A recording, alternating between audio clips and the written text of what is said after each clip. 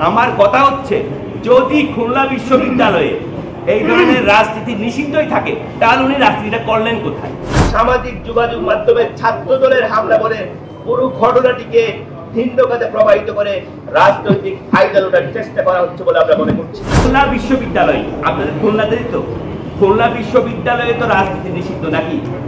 কিন্তু আপনি দেখবেন এই যে আমি যেটা বললাম, আত্মপরিচয় সংকটপ্রাপ্ত একটি সংগঠনের জেনারেল সেক্রেটারি, তিনি হচ্ছেন খুলনা বিশ্ববিদ্যালয়ের অর্থনীতি বিভাগের স্টুডেন্ট ছিলেন।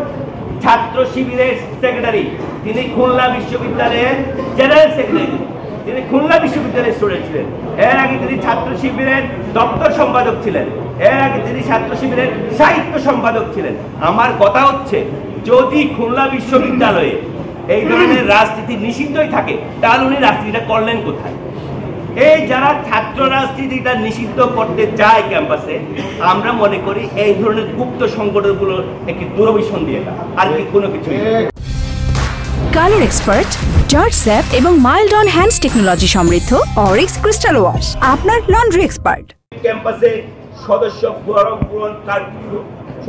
ফরম পূরণ কার্যক্রম শুরু হয়নি, সেহেতু তারা তিনজন বাংলাদেশ জাতীয়তাবাদী ছাত্রদলের নিবন্ধিত কর্মীও নন। তাই তাদেরকে কেন্দ্র করে ঘটা কোন ঘটনাকে ছাত্রদলের হামলা শীর্ষক ঘটনা, ছাত্রদলের হামলা শীর্ষক ঘটনা হিসেবে প্রচার করা হবে সর্বৈবভাবে মিথ্যা ও উদ্দেশ্য প্রণোদিত একটি কাজ।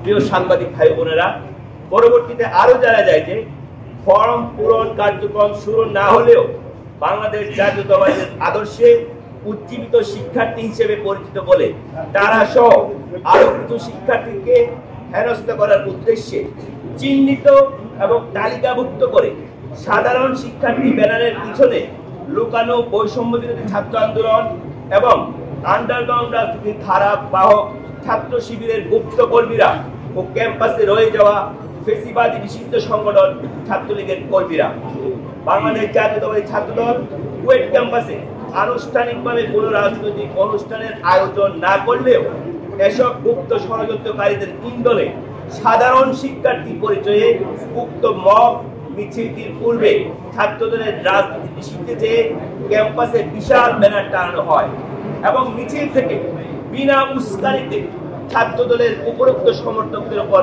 হামলা চালানো হয়েছে। এসব ঘটনা চলাকালে এবং পরবর্তীতে কোনরূপ তথ্য প্রমাণ ছাড়াই স্থানীয় জনতার সাথে কুয়েট শিক্ষার্থীদের এই ন্যাক্কারজনক সহিংসতাকে সামাজিক যোগাযোগ মাধ্যমে ছাত্র দলের হামলা বলে পুরো ঘটনাটিকে ভিন্ন কাজে প্রবাহিত করে রাজনৈতিক ফায়দা লোটার চেষ্টা করা হচ্ছে বলে আমরা মনে করছি।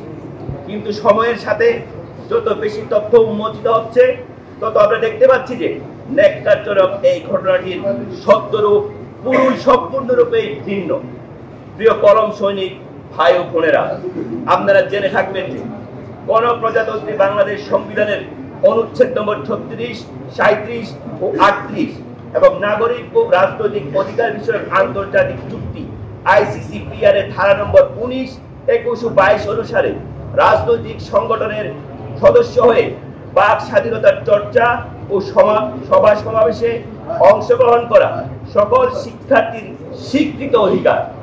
তা সত্ত্বেও শিক্ষার্থীদের রাজনৈতিক সচেতনতার কারণে বর্তমানে ফেসিবাদ ও দখলদারিত্বের চর্চা যখন অসম্ভব, তখন সেই ফেসিবাদ ও দখলদারিত্বের সাংস্কৃতিক ধারক বাহক গুপ্ত নিষিদ্ধ সংগঠন শিবির ও ছাত্রলীগ সম্পূর্ণ আইন বহির্ভূত ও অবৈধ উপায়ে ক্যাম্পাস সমূহে সাধারণ শিক্ষার্থীর ভেষ ধরে গণতান্ত্রিক ছাত্র রাজনীতি নিষিদ্ধ করার দাবি করে ক্যাম্পাস সমূহে নিজেদের অঘোষিত দখলদারিত্ব জারি রাখার জন্য উঠে পড়ে লেগেছে।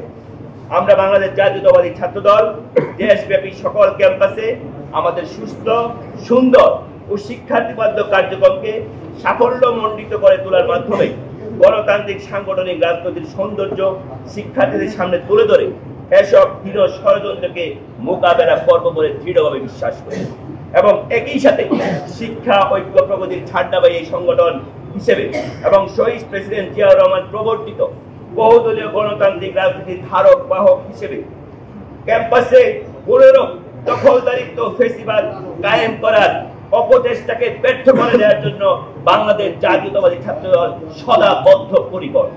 প্রিয় ভাই ও বোনেরা, পরিশেষে আবারও আহতদের দ্রুত সুস্থতা কামনা করার সাথে সাথে উক্ত সহিংস হামলার তীব্র নিন্দা জানাচ্ছি এবং কোন যদি কিন্তু তবে ব্যতি রেখে এইসব ন্যাক্কারজনক ঘটনায় ও এসবের উস্কানিতে যারা জড়িত তাদেরকে সুষ্ঠু তদন্তপূর্বক তাদের সকলকে বিচারের আওতায় এনে সর্বোচ্চ শাস্তি নিশ্চিত করার দাবি জানাচ্ছি। আপনাদের সকলকে ধন্যবাদ।